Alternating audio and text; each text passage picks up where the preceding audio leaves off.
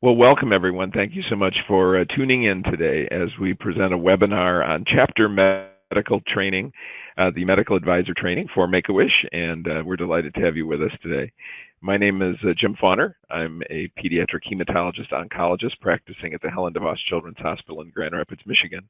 And over the past couple of years, it's been my distinct honor and privilege to serve as the inaugural chair of the Medical Advisory Council for Make-A-Wish America. So it's a real pleasure to be with you all today. I just want to extend my most sincere and heartfelt thanks to all the folks who really deserve the credit for today's presentation, the folks who have been working tirelessly behind the scenes at the National Medical Affairs Office, Kristen and Karen and Emily, and previously Rebecca as well, who have added so much of their special gifts and talents to putting today's presentation together. I also want to do a shout out to my colleagues on the National Medical Advisory Council who have had the great joy of working with these past couple of years. Now 20 strong, these are physicians from coast to coast around the United States, many of them working at Make-A-Wish chapters and representing virtually every pediatric subspecialty area that frequently refers wish children to the Make-A-Wish organization. And so we have a tremendous brain trust, incredibly compassionate and passionate individuals who have served on the MAC, and I'm grateful for their leadership, for their insights, and for their many contributions to this work as well. A couple of introductory notes today. This is very much a work in progress. We want you to know that as our wonderful chapter members and chapter leaders out there, that this continues to be a team effort. It will be fine-tuned, it will be expanded and improved as we go, but there are some important points that we just wanted to bring up today and kind of bring you up to date on the work to date that we've been able to accomplish, and to enlist your support, your encouragement, your questions, and your contributions as we go forward. Our overall objectives for the webinar today are to review the best practices that are currently supporting our WISH eligibility criteria, especially understanding some recent expansion and improvement, we hope, in the clarity of the eligibility criteria framework. We also want to highlight some upcoming changes in the overall WISH referral and WISH eligibility process. And finally, we want to focus on the roles and responsibilities that we are trying to encourage for our chapter medical advisors.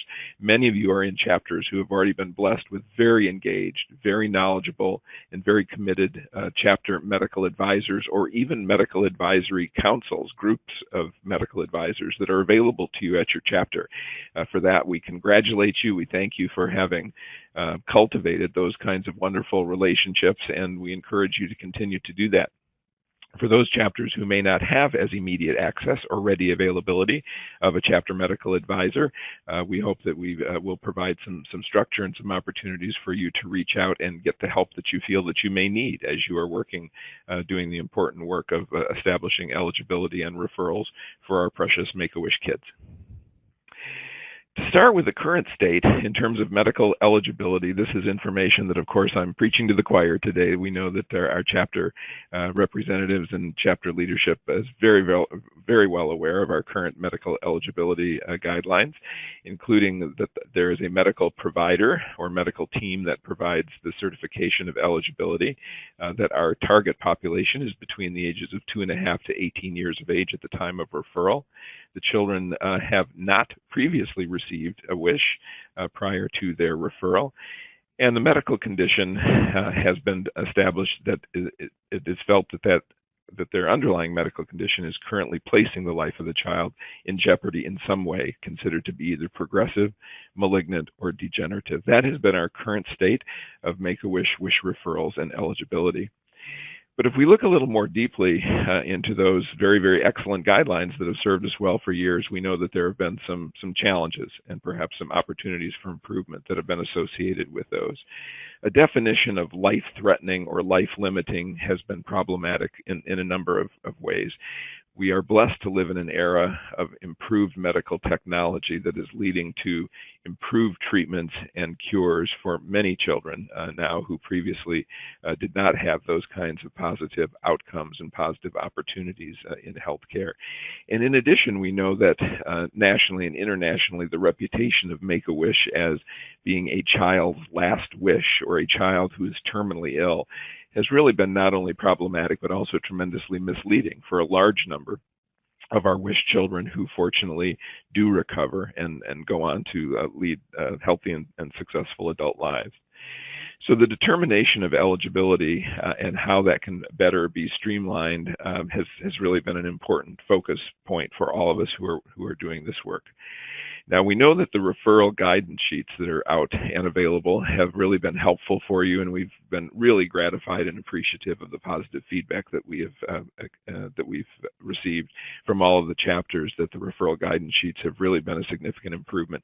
But in some situations and in some rare, obscure, or difficult diagnoses, we know that they still may lack clarity in some circumstances.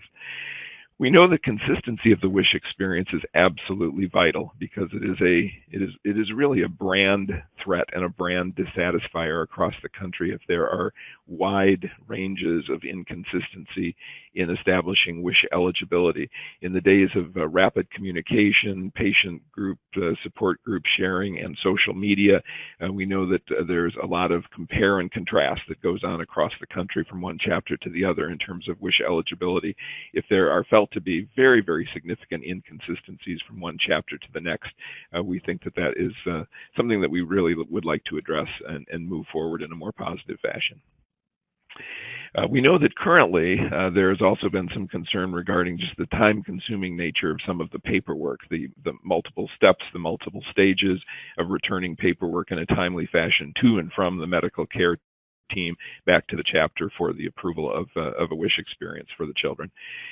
There's also been a reluctance expressed on the part of our providers to participate in determining a WISH eligibility as opposed to establishing a diagnosis, because as the patient's caregiver or a member of the caregiver team, they feel very knowledgeable about that child's diagnosis or their medical progress, but they may not feel that they know the WISH organization or the fine points of WISH eligibility enough to make that call.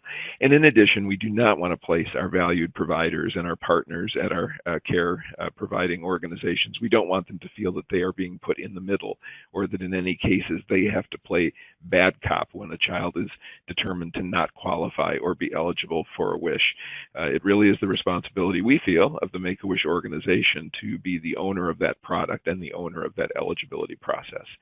And of course, with the improved technology, we think that we should be able to come up with a system that becomes more seamless, much faster and efficient, without the multiple touch points that are present in the current process. I will say, as I mentioned a moment ago, that our members of our National Medical Advisory Council, which is relatively new to the Make-A-Wish organization, have just been an integral part of this process. This has been a topic of really robust and thorough and thoughtful discussion on the part of the Medical Advisory Council members at virtually every one of our meetings since the inception of the group. And so to have those physician representatives who represent a wide range of geography, a wide range of pediatric specialties, and are themselves usually members or leaders within their own chapters, to have that diversity of thought and opinion all working together to help with this review process has been extremely helpful. And again, we're grateful to the Medical Advisory Council for all of their participation. We want you to know that some of what we're going to be mentioning today and talking about in terms of a new eligibility framework, we really have strived from the very beginning to make this based on actual best practices and evidence-based approach. And yet the work of the Make-A-Wish organization is so extraordinarily unique, so magical, so different from much of what else happens in modern healthcare, that it was initially a challenge to find a model or some best practices or some existing information that would help in terms of an expert consultation to help develop our expanded and improved WISH eligibility criteria. But we were able to find some great touch points, not only in the American, but actually, interestingly enough, in the European medical literature, European Journal of Pediatrics, some studies out of the University of York and some of the other academic centers in England and in Northern Europe, the CHIPS study. And interestingly enough, a particularly innovative group of individuals in the United Kingdom working in the pediatric hospice and palliative care area, an organization called Together for Short Lives.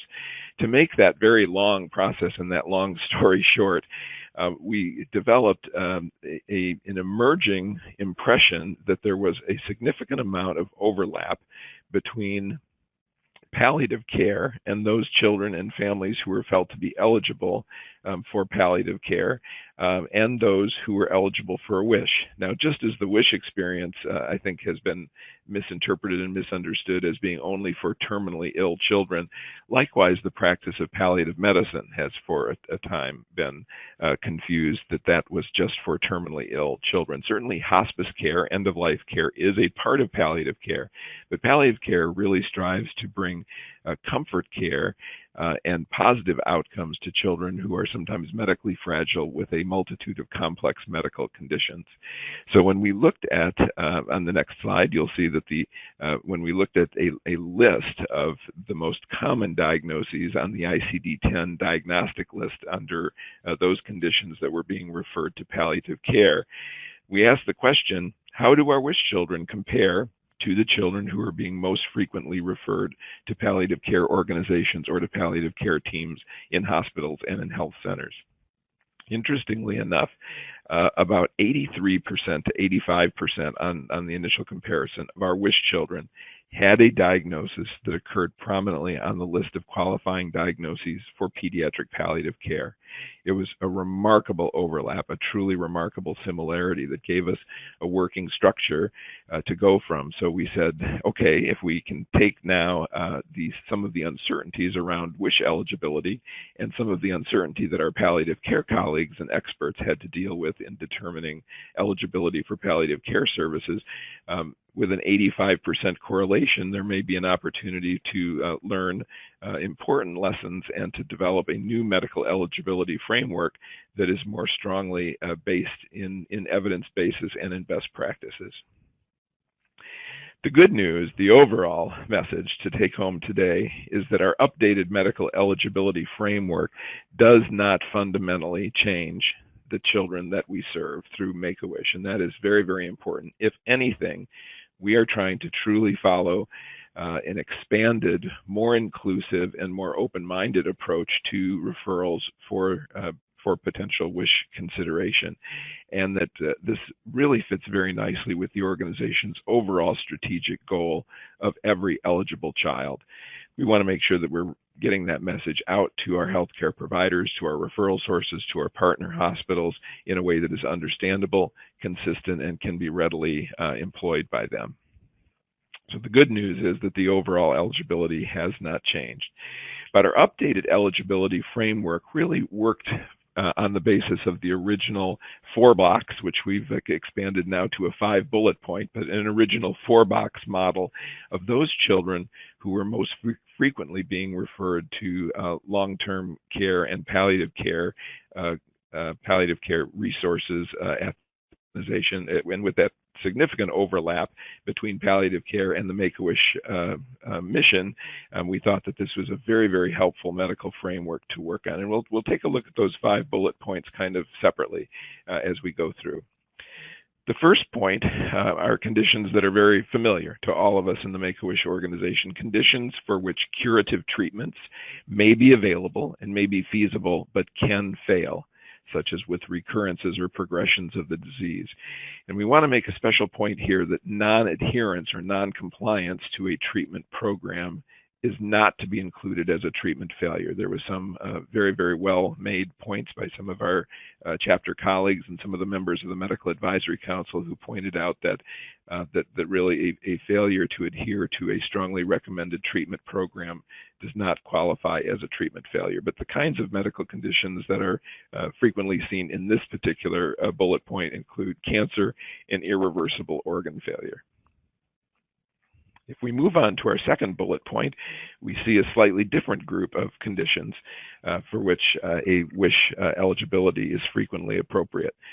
Conditions where there is a significantly shortened life expectancy expected, but that there are frequent or even long periods of intensive therapies that are able to prolong and allow participation in fairly normal activities. So this is a group of patients that has also been, and children who have been challenging for the Make-A-Wish organization because for extended periods of time, currently available improved therapies, medical therapies that are available may prolong their lives and may allow really a very high level participation in normal activities. So this would be, as a good example, cystic fibrosis and solid organ transplants. If we look at our third bullet point, we find a group of conditions that are considered progressive and without curative treatment options, in which debilitation may extend over a number of years, such as severe treatment-resistant epilepsy and a number of metabolic, genetic, and neurologic disorders. In our fourth bullet point, this is a group that I think is extremely important because it has been one of the categories that has been most challenging for many chapters and for many individuals who have struggled with WISH eligibility. These are children with irreversible but non-progressive, at least in the medical sense, non-progressive conditions, but that are accompanied with such severe disability that the children generally experience multiple setbacks, multiple health complications that increase the probability of a significantly shortened life expectancy. So these are children who have developed a pattern of recurring hospitalizations, frequent rehospitalizations, lengthened hospital stays, accelerating intensity of medical intervention, and an increasing likelihood that because of the frequency and severity of their complications, that they also will experience a potential for significantly shortened life expectancy. This would include our children with anoxic brain injury, severe cerebral palsy, and some other neurologic conditions that, while static from a strict medical standpoint, are so severe and lead to such medical fragility and medical instability on the part of the child that their medical interventions become more frequent, more complex, and are accompanied with a gradual deterioration that may lead to shortened life expectancy. And then our fifth bullet point is conditions for which right now, in currently available medical technology, there is no reasonable hope for cure, and that information is available to us at the time of the child's diagnosis, so that the child or young person is ultimately expected to experience a significantly shortened life expectancy. And this would be disorders such as Duchenne's muscular dystrophy and other significant neurodegenerative disorders. So we know that there are a lot of words here. We know that there is a lot of complexity to those 5 bullet points, but please know that these are guidelines that are really well-based in at least currently available attempts to medically define a group of children who, because of the severity of their critical medical illness and because of their medical fragility or the intensity of their medical interventions, have fit historically and do fit going forward with an appropriate eligibility for a Make-A-Wish referral. Now, if we look at, instead of kind of those 5 overarching medical trajectories or medical definitions, we also wanted to mention again that we do have available to us the updated referral guidance sheets. These tend to be broken down by disease-specific categories, even though, again, there's always some gray zone and some imperfection to that. But if you are looking at a disease category overall, such as cardiology, genetics, hematology, oncology, neurologic and neurosurgical, immunological diseases, GI, endocrine, and metabolic conditions, you can probably find your way to the correct or most helpful referral guidance sheet to see is the specific disease that under consideration listed, what is the background information, what are the associated conditions. And again, although these are also works in progress, we appreciate the positive, very positive feedback that we've received from so many chapters that the currently new and improved referral guidance sheets have really been a great help. We'll look now briefly at the revised eligibility overview. And again, the medical affairs team, as well as the medical teams at the various chapters, are well aware of this work in progress and are developing a significant amount of insight and expertise on the use of this particular process. But looking through our eligibility overview from referral to diagnosis verification, and then through to case review and even involvement of the Medical Advisory Council should that be required. We can take that a little bit step by step. From the overview of the referral standpoint, referral source will submit the required referral details to Make-A-Wish. That can be submitted in the future online to wish.org or to md.wish.org, and the chapter will then evaluate this referral information, and email will be generated to the treating medical team to let them know that there has been the receipt of a referral. At that point, the healthcare team will provide the child's diagnosis as well as other details about the child's medical condition to Make-A-Wish. This is the process of diagnosis verification. They will select an eligibility statement, will be selected from those 5 bullet points that we've been talking about, and there can be room for up to 5 additional diagnoses. So for those children with multiple ongoing medical challenges or complex medical conditions that really require explanation of different diagnostic categories, up to 5 separate diagnostic determinations can be listed. At that point, the new process will hopefully allow us to either auto-qualify or to forward that particular referral on for case review. The strength of our new system, we hope, is that by just by virtue of verifying the child's specific diagnosis, that in a very high percentage of situations, we know that that is in essence an automatic eligibility situation because of the frequency with which that diagnosis has been seen in our Make-A-Wish patients, and the fact that it unconditionally meets one or more of our criteria for the diagnostic groups that we talked about earlier. So the ability to auto-qualify very promptly, we hope, will be at a high percentage. Right now, it seems from some of the pilot work that's been done at our chapters, who we thank, who have already been working with the Wish and Volunteer Center processes, it looks like about 60 to 70%, hopefully even higher, of Make-A-Wish referrals will auto-qualify in the current system because of the way that the qualifying diagnoses have been loaded, have really been hardwired into the automated system for medical eligibility. After auto-qualification, the child's information is sent to the chapter to begin to process the wish. So that would be the ideal situation. And again, with further improvements and developments of the eligibility criteria, we hope that a higher and higher percentage of children will be able to auto-qualify. If there is a question raised, or if the child does not auto-qualify, then we can forward the process onto case review and to an escalation process, as you see reflected there. We have a number of resources that are available to our chapters to help with that situation. With first stage of case review, the initial review by the medical affairs team can take place at the national office, and if approved, the child can then move directly into the wish granting process. In some cases, the medical affairs team will be able to clearly confirm that the child does not qualify, and the chapter will then follow up with the referral source in that situation. But there's also the possibility that even with the expertise and the accumulated national experience of our medical affairs team, that they may feel that the child's situation is unique enough or unclear enough to escalate to the National Medical Advisory Council.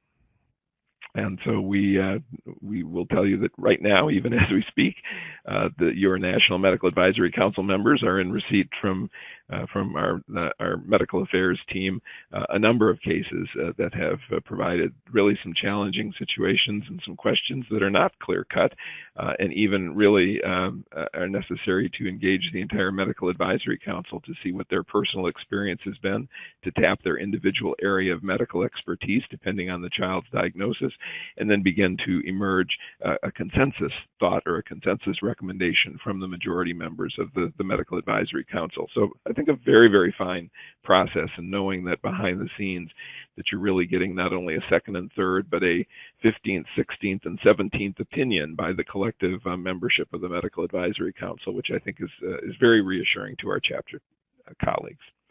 If the wish at that point is approved, the child will move through the wish granting process. At DNQ, the chapter will then follow up with the referral source.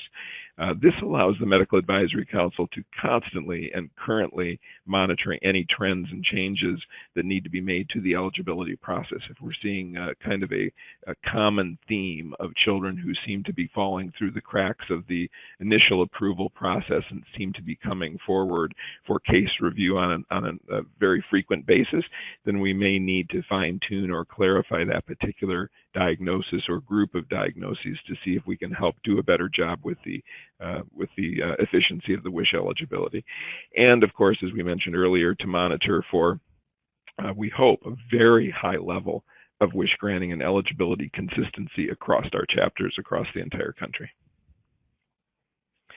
If we look a little more closely at what is really going to be looked at during the case review process, one of the first questions that usually comes back from our medical advisory team, is there enough information provided? And we really feel for our medical colleagues who are working at the chapter level in the WISH granting offices, because many times they really are conflicted just simply because of the lack of either adequate or sufficient information about the child's medical condition. What is the compelling overarching medical reason for the child's referral? And is more information needed, and if so, what kinds? And these are just an example of some of the subcategories that may be helpful. We look at the bullet points there under additional information that is sometimes used. What is the acuity of the child's condition, and what have been the current or expected complications of the disease process or of the therapy? What has been the course of hospitalization, surgeries, and medical interventions during the preceding 12 months before the referral? What are the other contributing health conditions? So if the diagnosis, the single individual diagnosis itself, really doesn't tell the entire story because it has led to a multitude of other associated complications or healthcare conditions. What have been the required treatments to date, the treatment success or treatment failures that that child has experienced? What is the current dependence of that child on intensive medical interventions, medical equipment, and medical technology to allow them to continue to thrive? And what and was the type of information that you needed, was that provided by what member of the healthcare team? In some cases, then, it is helpful to actually get additional information from the referring professional to go back to them. And again, this does vary chapter to chapter and healthcare provider by healthcare provider and hospital by hospital. But for the most part, I really encourage my Make-A-Wish colleagues to know that you are a very important and respected and valued part of the healthcare team. You are providing a very precious gift to a child and to a family that in many ways may be a significant part of that child's recovery, or at least that child's tolerance of their current medical circumstances and their medical treatments. So do not, as much as you can, be shy about seeking additional information from the child's healthcare team. You should do that with pride, knowing that you are viewed at almost every institution as such a respected and revered organization, and as such an important partner in caring for these children and families that it's okay to contact the medical professional when you need additional clarifying information.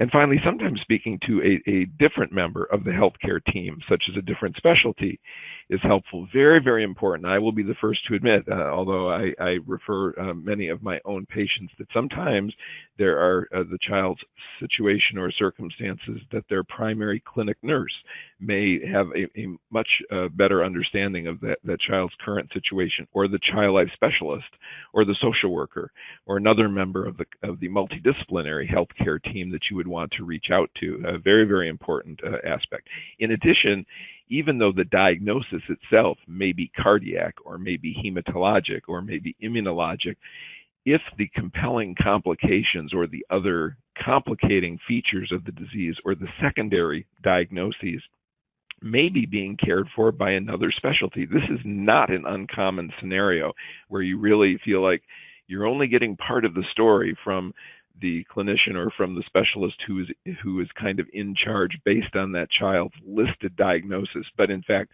have they been referred because of severe kidney complications is the real story with the nephrologist, or have they experienced neurologic complications or deterioration where the real crux of the story lies with the neurologist. So be aware that regardless of which diagnostic category the child may apparently fall into at the outset, that there may be another specialty, another colleague, a clinician who is helping to care for the child, who may provide the so-called rest of the story. In terms of case review, what are the factors that we will be keeping in the back of our minds when we are judging difficult cases of eligibility? Certainly the state of health at the time of referral is extremely important. What health issues are actually putting the child's life in jeopardy? And what we're really getting at with that question is the current foreseeable true health issues, not a risk of. And I know that that's a difficult distinction to make, and it's one that causes a significant amount of review and re-review and really kind of questioning ourselves at the time.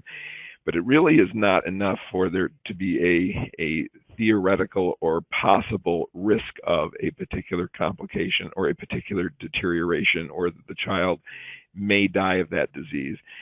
Yes, most healthcare conditions, most diagnoses that are made will have a particular amount of risk associated with them. Almost any surgical procedure, almost any medication, almost any disease that appears to be uncomplicated could, in a rare circumstance, be complicated. But just that risk of is generally not enough for an automatic qualification of eligibility. Again, the probability of a shortened life expectancy, not just a risk of that. So what's the child's condition really in the context of the bigger picture, as we mentioned? Have we gotten all of the specialists together? Have we gotten the whole story? And finally, we have kind of said over the years that those of you who have been passionate about the Make-A-Wish mission and have been working closely with the organization for many years, you kind of know it when you see it. And that's a saying from actually a Supreme Court judge from years and years ago, when they were difficult to define a particular case, a case precedent. And he said, I am not going to be able to define it any further. I just know it when I see it. I know that our WISH experts are very good at knowing that child who for sure is going to be WISH eligible. That brings us to the role and responsibilities of the chapter medical advisor. And as I said at the outset, we're so grateful and excited for those chapters who have already cultivated over the years a strong presence of a chapter medical advisor that's assigned to them, or even a team of chapter medical advisors at several of their referring institutions, or may have even already assembled a local panel of experts in a medical advisory council, a chapter-based medical advisory council. Keep up the good work. We think that that's outstanding, and those folks are going to be very, very important resources to you, because at the end of the day, all wishes are local, and we want to make sure that our local chapters are on board and consistent with what we're trying to achieve nationally with this whole eligibility discussion. In fact, what we would like to do is, over time, to make the chapter medical advisor and medical advisors that are available to the chapters such an integral and vital and important part of this process that even if there is some discussion about, question about eligibility, perhaps that can, with time, become your first source of additional information and advice, other than the National Medical Advisory Team or the National Medical Advisory Council. If we can develop and expand and really promote that kind of expertise on the chapter basis, I think that that's a wonderful goal for the future. So if you have interested individuals, if you have folks who are already engaged, or physicians or other healthcare professionals who want to know, hey, if I sign up to work with my chapter, if I volunteer as a chapter medical advisor or on a local chapter medical advisory council, what might that look like? Educating the local medical community about our Make-A-Wish mission and about our ever-expanding and improving, we hope, eligibility criteria is a very important role. Sometimes that happens on a case-by-case basis. Sometimes it's just to restate what is the emerging information on best practices nationally. Where can I present that as a medical professional? Can I do a grand rounds presentation? Can I do an educational lunch and learn with my peers? Can I post Make-A-Wish information in key clinical areas of my hospital or clinic or my medical practice? Very important role, kind of an outreach and goodwill ambassador role for the chapter medical advisors.